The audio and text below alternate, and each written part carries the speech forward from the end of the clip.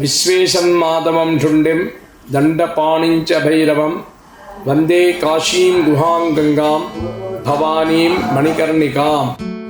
இந்த வீடியோவில் காசியில் வாழற தமிழ்நாட்டை சேர்ந்த காசி விஸ்வநாதர் கோவில் ட்ரஸ்டியுமான ஸ்ரீ வெங்கட்ரமண கணபாடிகள் அவர்கிட்ட தான் நம்ம பேச போகிறோம். ஏற்கனவே நம்ம சேனலில் காசி ஊரை பற்றியும் அங்கே இருக்கிற கோவில்களோட சிறப்புகள் பற்றியும், ஏன் காசி யாத்திரை செய்யணும், தமிழ்நாட்டுக்கும் காசிக்கும் இருக்கிற கனெக்ஷன், அப்புறம் பாரதியார் காசியில் வாழ்ந்த நாட்கள், இது எல்லாத்த பற்றியும் 2 வீடியோ பேசியிருக்காரு. இது வரைக்கும் அந்த வீடியோஸ்லாம் நீங்கள் பார்க்கல அப்படின்னா டிஸ்கிரிப்ஷனில் லிங்க் கொடுத்துருக்கேன். இந்த வீடியோ பார்த்து முடிச்சுட்டு அப்புறமா நீங்கள் போய் பாருங்கள். இந்த வீடியோவில் காசி பக்கத்தில் இருக்கிற கயா அப்படின்ற ஊரை பற்றியும் அங்கே என்னென்ன சடங்குகள்லாம் செய்வாங்க அப்படின்றத பற்றியும் டீட்டெயில்டாக பேசியிருக்காரு. அவர் என்ன பேசியிருக்காரு அப்படின்றத வாங்க வீடியோக்குள்ளே போய் பார்க்கலாம். கயா பித்ருரணம் விமோச்சனத்துக்காக அங்கே போய் ஸ்ராத்தம் பண்ணுறோம். அங்கே 3 இடம் ரொம்ப விசேஷமாக சொல்லியிருக்கேன்.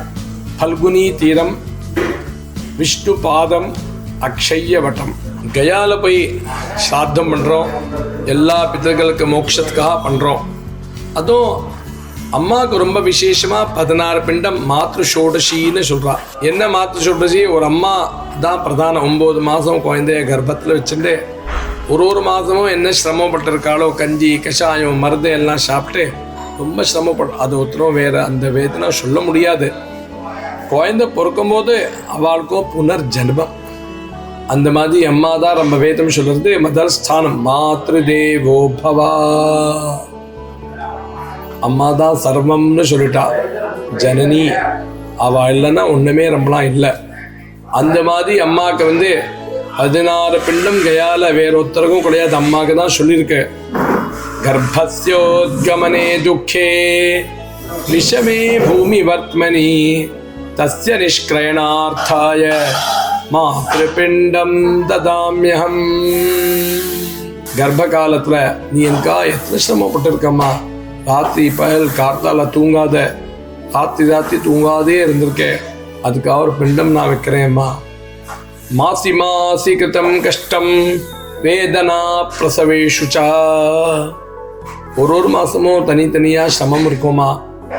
குழந்தை உள்ளே இருக்கும், அம்மா தூங்க மாட்டாளாம், எங்கேயும் அங்கேயும் பண்ணிகிட்டே இருப்பா, மருந்து சாப்பிடுவா, கஞ்சி கஷாயம் சாப்பிட்டுப்பா. அந்த மாதிரி எத்தனையும் எனக்கா நீ தூங்காத இருந்திருக்க. அதுக்காக ஒரு பிண்டம். அந்த மாதிரி இந்த 16 மாத்ரு ஷோடசின்னு 16 பிண்டம் அங்கே வச்சாலே, பித்தர்களுக்கு பிண்டம் வச்சாலே அவள்லாம் கையில் வாங்கிக்கிறான்.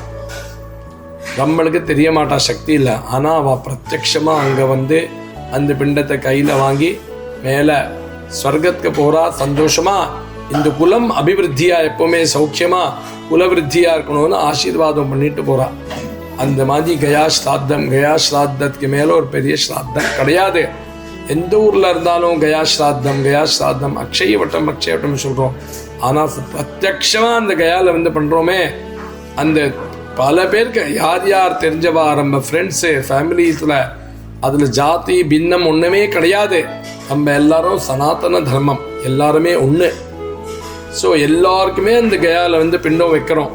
அதில் இது அம்மாக்காக விசேஷமாக 16 ஸ்லோகம் சொல்லி அந்த 16 பிண்டம் அம்மாக்காக வைக்கிறோம். நம்ம ரவுண்டாக பிடிச்சி வைக்கிறோம். அவசியம் கிடையாது. ஒரு பருக்கை வச்சாலே அவளுக்கு மோட்சம் கிடைக்கிறதா.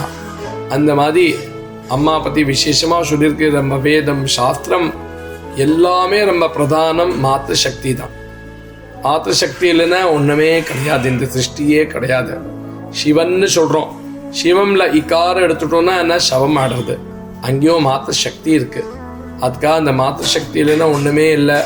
அந்த மாதிரி அவசியமாக நம்ம ஊரில் ஜாதி பின்னமே கிடையாது. எல்லாரும் அவசியமாக இந்த காசிக்கு வரணும், பிரயாக்கு வரணும், கயாக்கு வரணும். அவாவா தலைமுறை யார் வீட்டில் இல்லையோ பெரியவா, அவளை தியானம் பண்ணி பிண்டம் வச்சா அவள் சௌக்கியமாக இருப்பா. அவள் குழந்தைகள் அபிவிருத்தியாகும், வித்யா விருத்தியாகும், அவாத்தில் ஐஸ்வர்யம் விருத்தியாகும். அந்த மாதிரி இந்த யாத்திரை சொல்லியிருக்க. ஒருத்தருக்குன்னு இல்லை, எல்லாருமே அவசியமாக இந்த யாத்திரை பண்ணணும். பகவான்கிட்ட பிரார்த்தனை பண்ணிக்கிறேன். எல்லாரும் சௌக்கியமாக இருக்கணும். ஹர ஹர மகாதேவ், ஹர ஹர மகாதேவ். ஜெய ஜெய கங்கை, ஜெய விஸ்வநாத், ஜெய காஷி, ஹர ஹர காஷி. அவசியமாக காசிக்கு வரணும். இந்த திஸ்தலி யாத்திரை பண்ணணும்.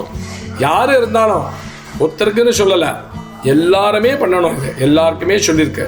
ராமேஸ்வரம்லேருந்து ஆரம்பித்து பிரயாகில் பண்ணி, காசியில் இந்த மாதிரி பண்ணி, கயாவில் பண்ணினா அப்புறம் திருப்பியும் காசி வந்து பிரயாக்ல கங்காஜலம் எடுத்துட்டு ராமேஸ்வரம் ராமநாதேஸ்வர் மகாதேவுக்கு அபிஷேகம் பண்ணின அப்புறம் இந்த யாத்திரை பூர்த்தி ஆகுது.